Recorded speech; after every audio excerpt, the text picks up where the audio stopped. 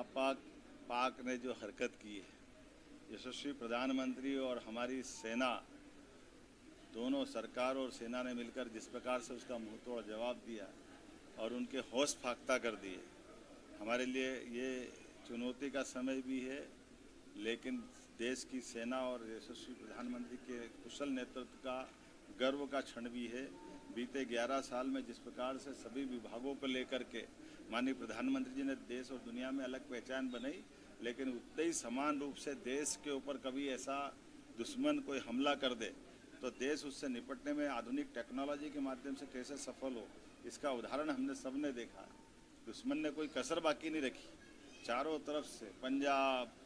राजस्थान, जम्मू कश्मीर, हरियाणा, हर तरफ से उनने अपनी सारी कोशिश कर ली,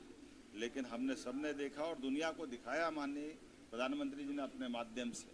कि हमारे पास आधुनिक सुविधाओं के साथ साथ वर्तमान में सुरक्षा के लिए भी और सारे प्रबंधन सेना ने माननीय मोदी जी के नेतृत्व में रखे, जो विकासशील देशों में कभी इजराइल में, अमेरिका में ही देखते थे, वो सब हमारे पास है। हम सब अपने आप को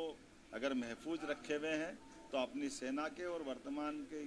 इन संसाधनों के बलबूते पर हैं। मैं माननीय मोदी जी को धन्यवाद देना चाहूँगा, माननीय रक्षा मंत्री, माननीय गृह मंत्री, और इसीलिए हमने अपने प्रदेश के स्तर पर भी इस वर्तमान हालात में भारत सरकार के दिशा निर्देश के आधार पर आज सुबह ही मैंने मीटिंग बुला ली है और हम अपने प्रदेश के भी नागरिकों को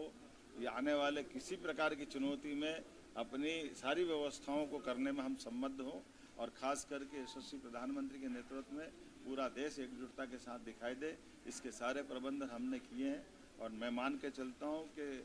दुश्मन ने अगर हिम्मत की है तो उसको इसकी कीमत चुकाना पड़ेगी। लगातार मार खा रहा है, लेकिन दुश्मन इतना ढीठ है कि उसको असर ही नहीं होता। कोई बात नहीं, हम एक बार फिर पाकिस्तान को उसकी करने की कीमत चुकाने के लिए मजबूर करेंगे। मेरी अपनी ओर से सेना के इस शौर्य और पराक्रम की माननीय प्रधानमंत्री जी और सेना सभी को बधाई।